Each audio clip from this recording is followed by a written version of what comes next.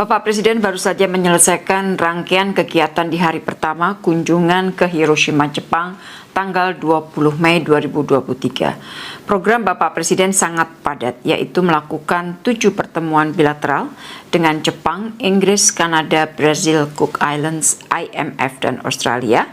Kemudian hadir dalam 2 sesi pertemuan KTT, G7 Outreach, saya ulangi, hadir dalam 2 sesi pertemuan KTT G7 Outreach dan menghadiri side event yang diinisiasi oleh Amerika Serikat, yaitu Partnership for Global Infrastructure and Investment atau disebut PGII.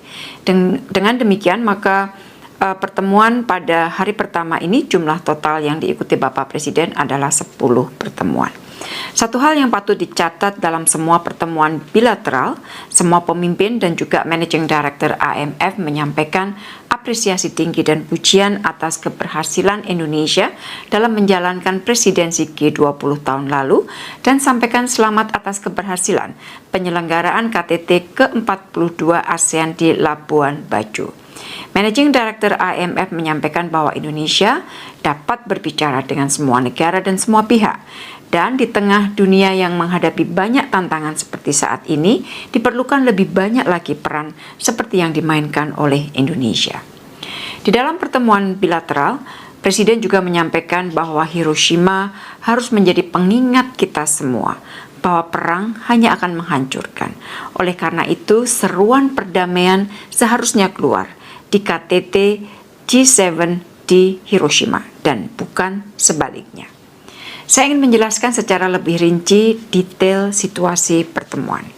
Yang pertama adalah terkait pertemuan sesi 6 dan 7 KTT G7 Outreach. Pertemuan sesi 6 membahas tema Working Together to Address Multiple Crises.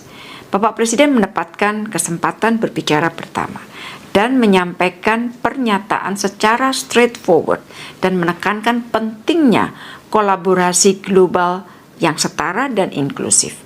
Masalah kesetaraan ini menjadi penekanan Bapak Presiden. Presiden juga menekankan kebijakan monopoli dan diskriminasi terhadap komoditas negara berkembang harus dihentikan. Setiap negara memiliki hak pembangunan atau right to development dan hak untuk mengolah sumber daya alam untuk menghasilkan nilai tambah juga harus dihormati. Presiden mengatakan sudah bukan zamannya lagi bagi negara berkembang hanya menjadi pengekspor barang mentah seperti di era kolonialisme. Lebih dari 270 juta rakyat Indonesia yang menjadi jangkar perdamaian, demokrasi, dan pertumbuhan ekonomi di Asia Tenggara dan Asia Pasifik harus sejahtera.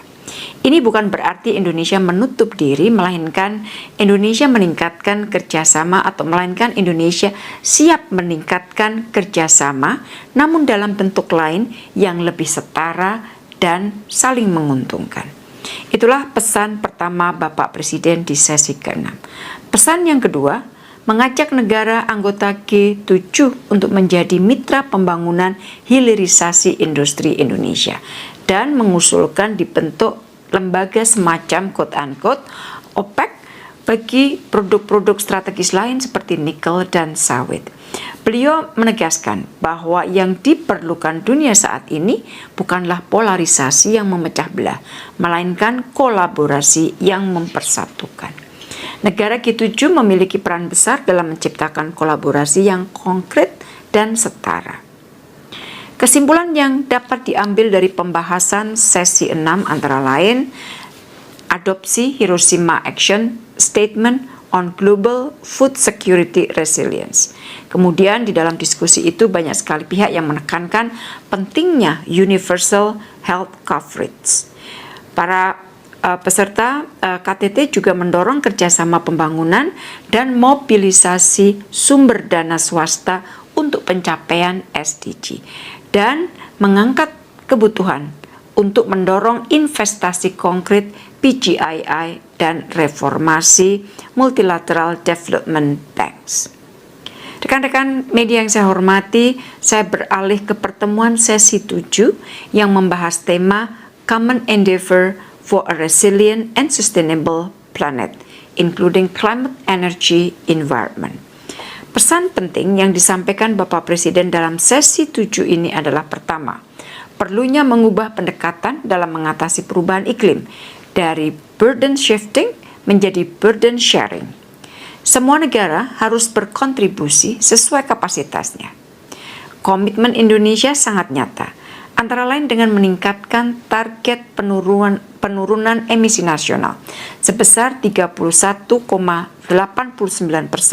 dengan kemampuan sendiri dan 43,2% dengan dukungan internasional. Komitmen ini harus didukung dengan kemitraan yang memberdayakan. Namun, Bapak Presiden mengatakan negara berkembang meragukan komitmen negara maju, di mana hingga kini janji pendanaan 100 miliar US dollar per tahun belum terpenuhi. Presiden menyampaikan bahwa pendanaan iklim harus konstruktif, bukan dalam bentuk hutang. Presiden juga menegaskan tidak boleh ada kebijakan diskriminatif yang mengatasnamakan lingkungan. Beliau mengapresiasi platform kerjasama transisi energi seperti Just Energy Transition Partnership atau disebut JETP dan Asia Zero Emission Community atau AZEC. Hal kedua yang disampaikan Bapak Presiden di sesi ke-7 adalah mengenai pentingnya semua negara melakukan aksi nyata, leading by example. Ini telah ditunjukkan Indonesia antara lain dengan menekan laju deforestasi hingga titik terendah dalam 20 tahun. Melakukan rehabilitasi 600.000 hektar hutan mangrove yang akan selesai pada tahun 2024. Mengrehabilitasi 3 juta hektar lahan kritis.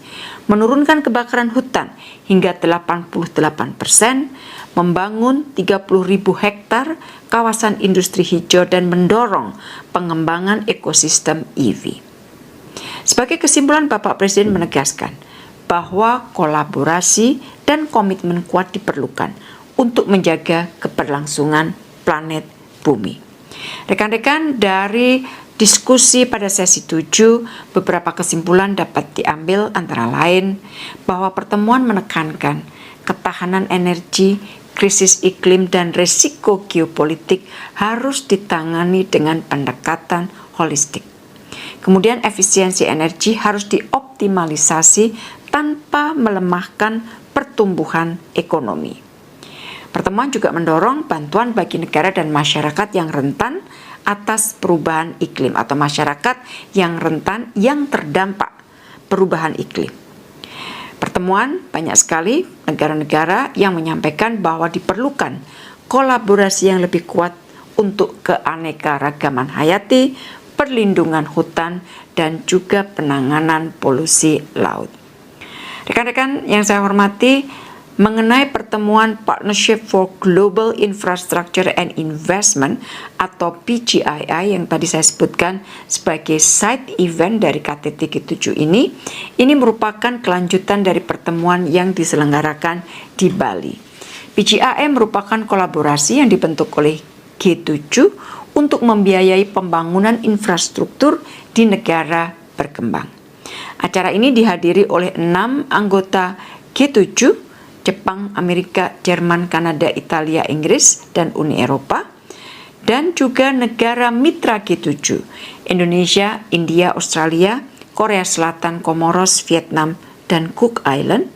Bank Dunia juga hadir, dan hadir pula 3 perwakilan sektor swasta, yaitu Japan Foreign Trade Council, Nokia, dan Citigroup. Pesan-pesan yang disampaikan Bapak Presiden di dalam pertemuan PGII antara lain, Indonesia memiliki agenda besar membangun infrastruktur untuk menciptakan pemerataan dan meningkatkan daya saing. Pembangunan infrastruktur yang Indonesia sentris termasuk pembangunan IKN diperlukan untuk mengatasi ketimpangan.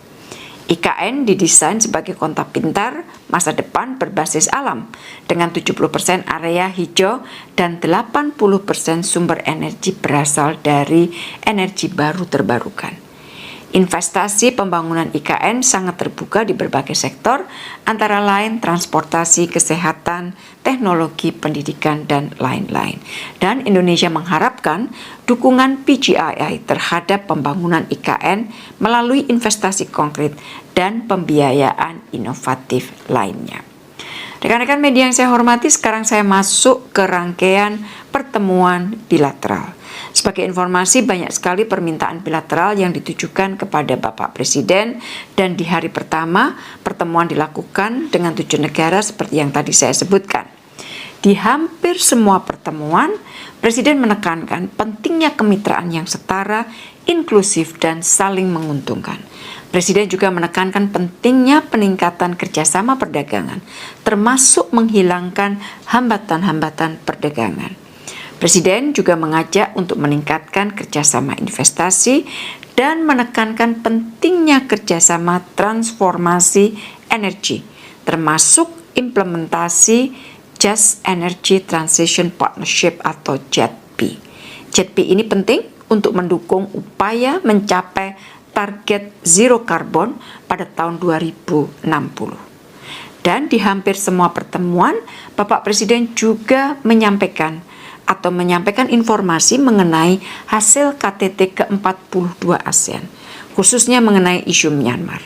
Dan semua pemimpin mengapresiasi kepemimpinan Indonesia untuk isu Myanmar. Di dalam pertemuan-pertemuan bilateral tersebut muncul beberapa isu yang sifatnya spesifik. Misalnya, dengan Jepang, kedua pemimpin mengharapkan agar review IJPA dapat diselesaikan September tahun ini. Ini sebenarnya permintaan dari Bapak Presiden agar negosiasi review IJPA dapat diselesaikan September tahun ini. Kemudian Bapak Presiden juga menyampaikan harapan agar proses bidding MRT dapat segera diselesaikan. Dan Presiden juga meminta penghapusan tarif untuk tuna kaleng dan perluasan akses pasar untuk buah-buahan tropis dari Indonesia. Dengan Inggris, Presiden minta agar kebijakan due diligence Inggris untuk produk pertanian dan kehutanan tidak diskriminasikan komoditas utama Indonesia seperti sawit, karet, kakao, dan kopi.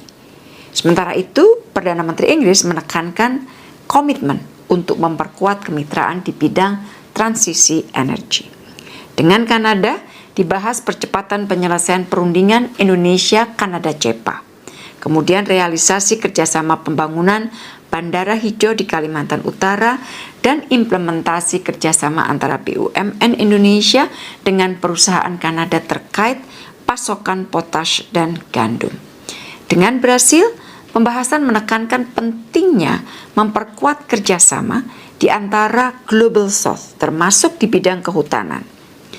Para pemimpin kedua negara sepakat mengenai pentingnya memperkuat kerjasama di antara negara pemilik hutan, termasuk antara Indonesia, Brasil, dan Republik Demokratik Kongo yang memiliki 30% hutan tropis dunia.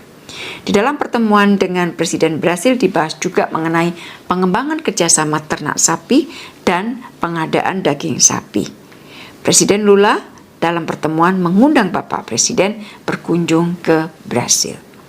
Dengan Cook Island yang juga saat ini memegang posisi sebagai ketua BIF, dibahas penguatan kerjasama dengan kawasan Pasifik, termasuk untuk menghadapi perubahan iklim. Presiden menyampaikan komitmen Indonesia untuk mendukung pembangunan di negara-negara Pasifik. Perdana Menteri Cook Islands sangat menghargai keaktifan Indonesia dalam mengengage negara-negara Pasifik, termasuk upaya Indonesia untuk memperkuat hubungan antara BIF dan ASEAN. Sementara itu, dengan Managing Director IMF, dilakukan tukar pikiran mengenai situasi ekonomi dunia yang banyak diwarnai uncertainty atau ketidakpastian. Ekonomi Indonesia oleh IMF dinilai baik dan stabil, dan pertumbuhannya jauh di atas rata-rata pertumbuhan ekonomi dunia. IMF mengharapkan bantuan Indonesia kepada negara berkembang yang lain, terutama di bidang pengentasan kemiskinan. Dengan Australia dibahas mengenai rencana kunjungan Presiden ke Australia dalam waktu dekat dalam rangka Annual Leaders Meeting. Rekan-rekan media yang saya hormati, demikian tadi hasil kunjungan Presiden Indonesia ke Hiroshima hari ini, atau tepatnya pertemuan yang dilakukan Bapak Presiden hari ini di Hiroshima tanggal 20 Mei. Untuk besok, agenda Bapak Presiden adalah peletakan bunga di Hiroshima Peace Memorial Park, kemudian berpartisipasi di dalam sesi 8 KTT G7 Outreach dan melakukan beberapa pertemuan. Di samping itu, Presiden juga akan melakukan pertemuan bisnis dengan perusahaan-perusahaan besar Jepang dalam format CEO's Meeting. Demikian, terima kasih.